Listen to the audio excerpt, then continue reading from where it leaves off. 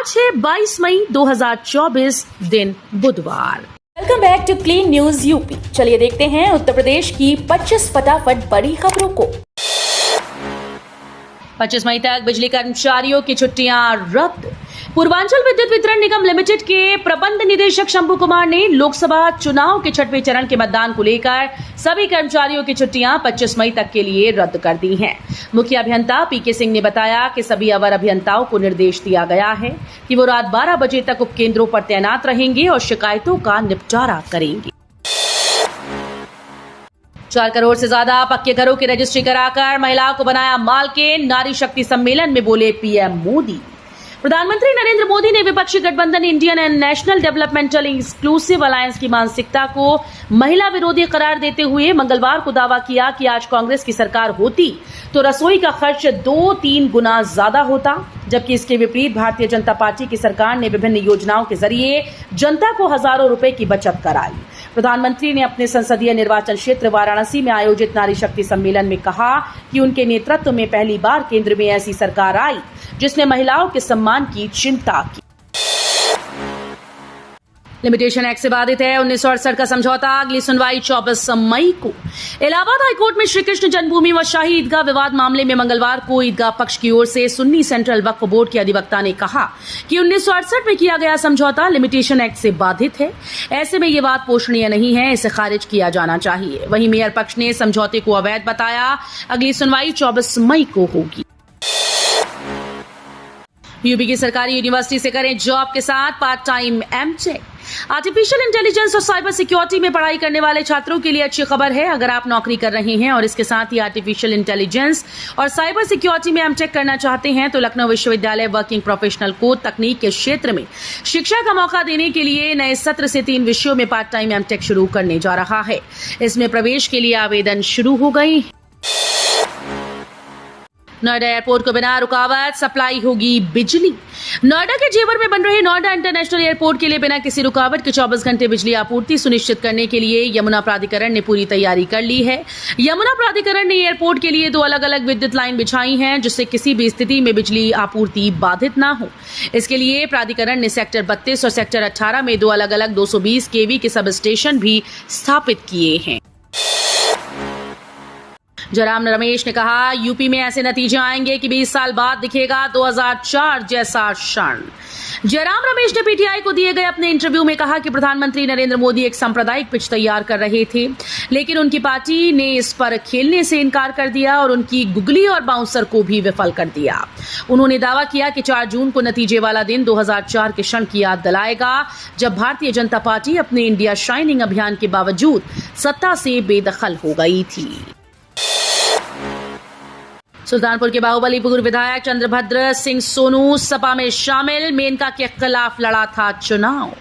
Samajwadi party के राष्ट्रीय अध्यक्ष और पूर्व मुख्यमंत्री अखिलेश यादव से मंगलवार को सुल्तानपुर के बाहुबली पूर्व विधायक चंद्रभद्र सिंह सोनू ने भेंट कर उनके नेतृत्व और समाजवादी पार्टी की नीतियों में आस्था जताते हुए पार्टी में शामिल होने की घोषणा की।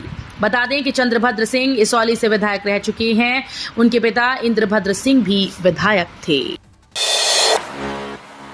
आवारा पशुओं से ग्रामीण परेशान, तंगाकर सरकारी स्कूल में किया बंद। यूपी के सीतापुर के गांव में आवारा मवेशियों से परेशान ग्रामीणों ने गौवंशों को प्राथमिक विद्यालय में बंद कर दिया। इस दौरान ग्रामीणों ने खासा हंगामा भी किया।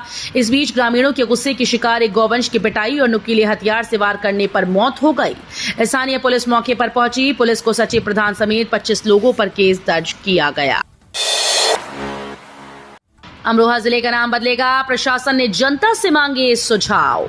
अमरोहा जिले का नाम बदलने की कवायद के बीच लोग प्रशासन को अपना मंतव्य दे रहे हैं। जिले का नाम ज्योतिबा फुले नगर किए जाने को लेकर अब तक 65 लोगों व संस्थाओं ने समर्थन पत्र देकर अपना मंतव्य दिया, जबकि एक संस्था के द्वारा नाम न बदलने का अपना मंतव्य पत्र प्रस्तुत किया गया। अधिकारियों के अनुसार अब तक प्राप्त मंतव्य पत्रों के आधार पर रिपोर्ट तैयार कर शासन को जल्द भेजी जाएगी। डिंपल यादव का ऐलान, इंडिया गठबंधन की सरकार बनते ही बंद होगी ये योजना। मैनपुरी के सांसद डिंपल यादव मंगलवार को आजमगढ़ के मेहनगर विधानसभा पहुंची। यहां उन्होंने भाजपा पर तीखा हमला बोलते हुए कहा कि देश में इंडिया गठबंधन की सरकार बनते ही अग्निवीर योजना बंद कर दी जाएगी। भाजपा की सरकार में महंगाई बेतहाशा बढ़ी। मैनपुरी के लिए भाजपा की सरकार बाजार दे रही है, लेकिन आजमगढ़ में कुछ नहीं दिया। पीएम बोले, इंडी गठबंधन की डूब रही है नाव, सपा कांग्रेस ले रही झूठ का सहारा। प्रधानमंत्री नरेंद्र मोदी ने मंगलवार को परेड ग्राउंड में जनसभा को संबोधित किया। इलाहाबाद से भाजपा प्रत्याशी नीरज त्रिपाठी और फूलपुर से प्रत्याशी प्रवीण पटेल को जिताने की अपील करते हुए मोदी ने कहा कि सपा शासनकाल में इलाहाबाद में दिन दहाड़े गोली और बम चलते थे, व्यापारी असुरक्षित महसूस करते थे। आज भाजपा सरकार माफिया के महलों को ढहाकर गरीबों के लिए मकान बनवा रही है। अलीगढ़ हाथरस की मतगणना को लेकर बैठक 25 मई को बुलाए पार्टी प्रतिनिधि। जिला निर्वाचन अधिकारी पार्टी प्रतिनिधियों के साथ मतगणना की तैयारियों के बारे में 25 मई को बैठक करेंगे। 4 जून को अलीगढ़ और हाथरस संसदीय क्षेत्र की मतगणना होनी है। अलीगढ़ जिला निर्वाचन अधिकारी विशाख जी की अध्यक्षता में 25 मई को सायं 4:30 बजे कलेक्ट्रेट सभागार में 4 जून को होने वाली अलीगढ़ और हाथरस आंशिक संसदीय क्षेत्र की मतगणना के संबंध में बैठक आहूत की गई। सभाजनों ने कभी नहीं देखा होगा 400 सीट, सीएम योगी ने आजमगढ़ में छोड़ा सियासी तीर।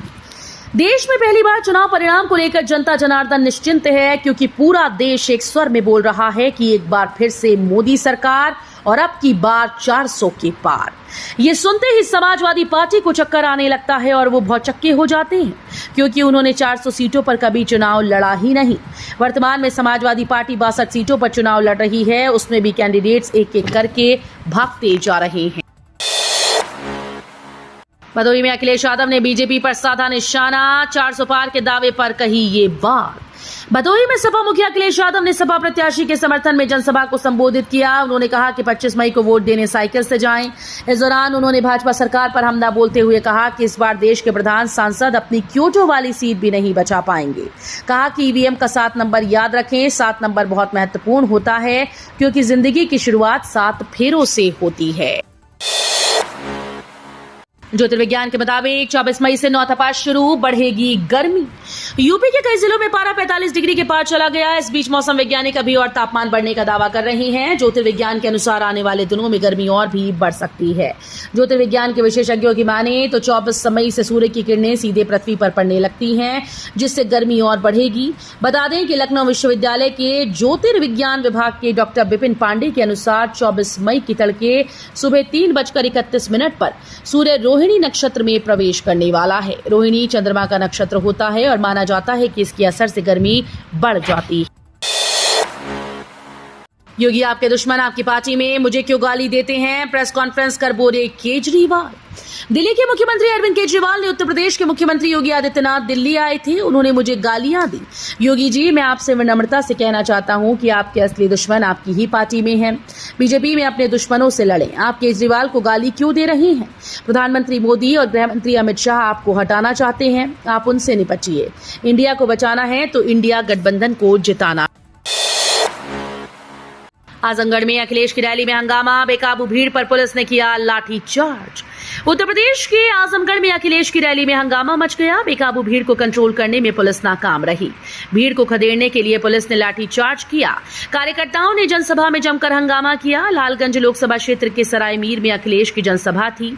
हालांकि माहौल शांत होने के बाद अखिलेश ने जनसभा को संबोधित किया। यूपी में अखिलेश यादव का सियासी दांव, मायावती की बीएसपी को लेकर कह दी ये बड़ी बात। लोकसभा चुनाव के बीच समाजवादी पार्टी के मुखिया और पूर्व सीएम अखिलेश यादव का बड़ा बयान सामने आया। यूपी के पूर्व सीएम और कन्नौज सीट से उम्मीदवार अखिलेश यादव ने मायावती की अगुवाई वाली बहुजन समाज पार्टी से इंडिया गठबंधन की मदद करने की गुजारिश की। उन्होंने कहा कि इंडिया गठबंधन निश्चित रूप से सरकार बनाएगा। नोएडा के हाजीपुर, भंगेल और सोरखा में चला बाबा का बुलडोजर। नोएडा को भूमाफियाओं के चंगुल से छुड़ाने के लिए नोएडा प्राधिकरण के मुख्य कार्यपालक अधिकारी डॉक्टर लोकेश एम के निर्देशों पर बड़े स्तर पर अवैध अतिक्रमण हटाया जा रहा है। नोएडा प्राधिकरण ने ग्राम हाजीपुर और भंगेल में अवैध अतिक्रमण के खिलाफ कड़ी कार्रवाई करते हुए करोड़ों रुपए की भूमि कब्जा मुक्त कराई। राशन बीजेपी आरएसएस का नहीं है, आपके टैक्स की देन है। जौनपुर में मायावती का मोदी सरकार पर हमला। बसपा के राष्ट्रीय अध्यक्ष और पूर्व मुख्यमंत्री मायावती ने कहा कि हर महीने जो आपको राशन मिलता है वो बीजेपी और आरएसएस की देन नहीं, आपके टैक्स की देन है। ये गरीबी बेरोजगारी हटाने के लिए स्थायी समाधान नहीं, हर हाथ को काम जरूरी है।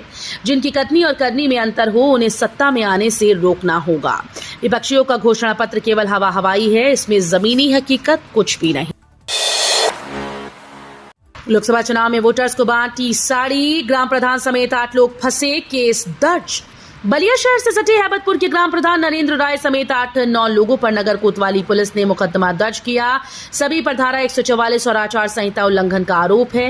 पुलिस का कहना है कि मामले की जांच पड़ताल की जा रही है। चौकी प्रभारी ओगडेनगंज गिरिजेश सिंह की तहरीर पर नगर कोतवाली में सोमवार की रात प्रधान समेत अन्य लोगों पर मुकदमा दर्ज किया गया। चुनाव में पैसा खर्च करने के मामले में दिनेश सिंह से पीछे रह गए राहुल गांधी।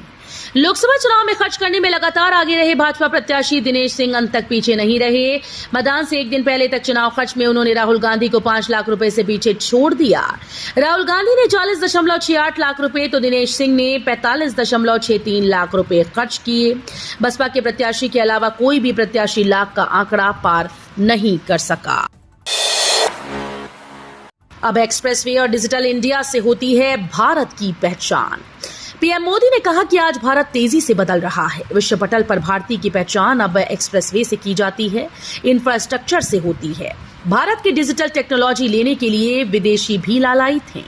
भारत आज दुनिया में अपनी आवाज बुलंद कर रहा है।